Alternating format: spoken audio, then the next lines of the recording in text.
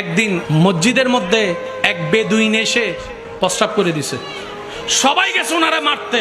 নবী বলে যে দাঁড়াও, প্রস্রাবের মাঝখানে ডিস্টার্ব করিও না, ক্ষতি হবে। প্রস্রাব করছে বেদুইন মসজিদে, মাঝখানে থামাই দিলে যে ক্ষতি হবে বর্তমান ডাক্তাররাও বলে প্রস্রাব ধরে রাখা নিষেধ, আটকায় রাখা নিষেধ, করে অর্ধেক বন্ধ রাখা নিষেধ, কিডনির জন্য ক্ষতি হয়। নবী 1450 বছর আগে বলছে সাহাবা ডিস্টার্ব করিও না, প্রস্রাবটা শেষ হতে দাও, প্রস্রাবটা শেষ হতে দাও। সাহাবায়ে কেরাম অবাক হয়ে থাকেন, ইয়া রাসূলুল্লাহ, একত সে মসজিদে ঢুকেছে, তার উপরে সে মসজিদের উপর প্রস্রাবও করতেছে, আপনি বলতেছেন প্রস্রাব শেষ হওয়া পর্যন্ত অপেক্ষা করতে? রাসূল বলে যে আমি যা বলছি তোমরা তা করো, কারণ আমি গজবদাতা হিসেবে আল্লাহ পাঠাই নাই, আমি রহমাতুল লিল আলামিন হয়ে রবের পক্ষ থেকে এসেছি। সুবহানাল্লাহ। সাহাবা ওনার প্রস্রাব শেষ হতে দাও। ওনারা তাকাই রইলেন, হেডকোয়ার্টারের নির্দেশ অমান্য করার কোনো সুযোগ নাই। উনি বেদুইন প্রস্রাব করতে লাগলেন। করা শেষ হওয়ার পরে নবী বললেন, ও সাহাবা পানি আনো। বুঝতেছেন বিষয়টা? প্রস্রাবকারী একজন নবী সাহাবাদেরকে বলতেছে পানি আনো, পানি মারো, তোমরা দো। বেদুইন মনে মনে চিন্তা করছিলাম সবাই মিলে আমার গণদুলাই দিবে। গণদুলাই তো দূরের কথা, উল্টা মেহমানদারি করার জন্য প্রস্তুত। এটা কেমন নবী? এটা কেমন? এটা কেমন? কেমন? এত দামি জায়গায় আমি প্রস্তাব করলাম, নোংরা করে ফেললাম, কোনো রাগ নাই, কোনো কিছু নাই। নবী মুস্কি হেসে ওনাকে বুঝাচ্ছেন এই কাজটা এখানে করা উচিত হয় নাই, এটা পবিত্র জায়গা। মায়া দিয়ে, ভালোবাসা দিয়ে উনি কালিমা পড়ে মুসলমান হয়ে গিয়েছে। এবার বলেন তিনি কাদের নবী? আপ টু বটম, ডাইনে টু বামে সবাই মিলে বলেন তিনি কাদের নবী? মাশাআল্লাহ, আরো জোরে বলেন তিনি কাদের নবী?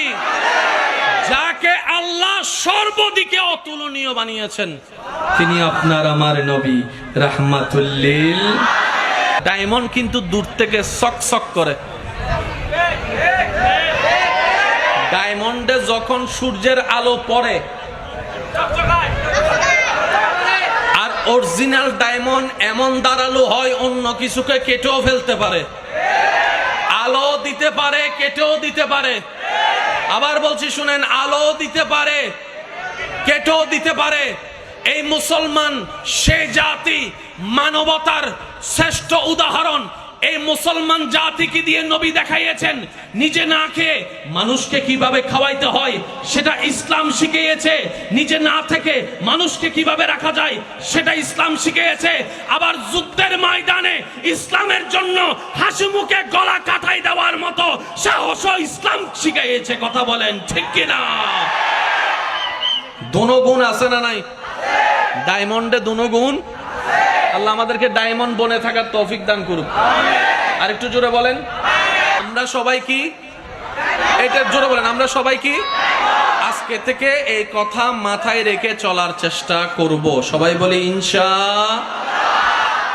যে দুনিয়াতে ডায়মন্ড হয়ে কবরে যেতে পারবে, কাম শেষ।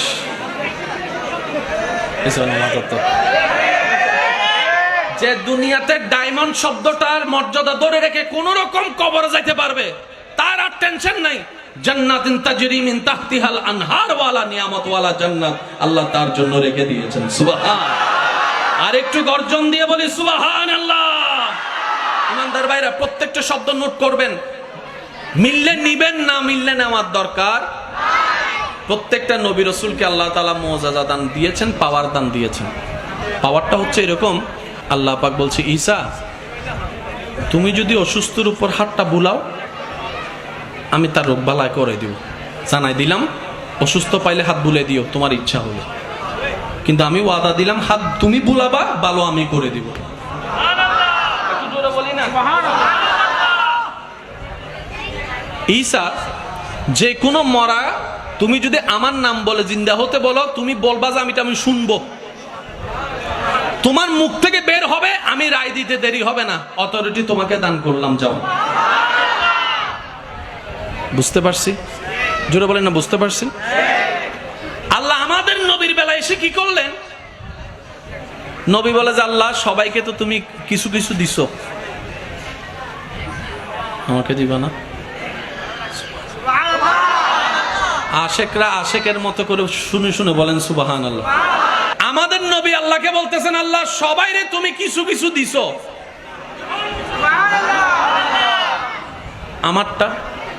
রব বলে যে আপনাকে কিছু দিব কেন, আপনাকে আমি কিছু দিব কেন? কিছু তো দিয়েছি, ইন্নাল্লাহ আস্তাফা আদামা, আদমকে। কিছু তো দিয়েছি মূসাকে, কিছু তো দিয়েছি দাউদকে, কিছু তো দিয়েছি ইউসুফকে, আপনাকে কিছু দিব না তো?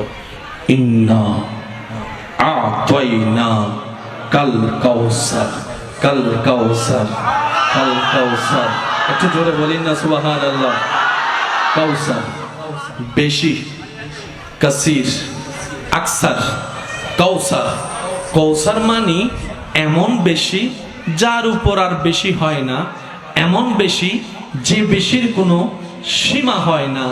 রব বলছেন আমাদের নবীকে, ইন্না আতাইনা কাল কাউসার।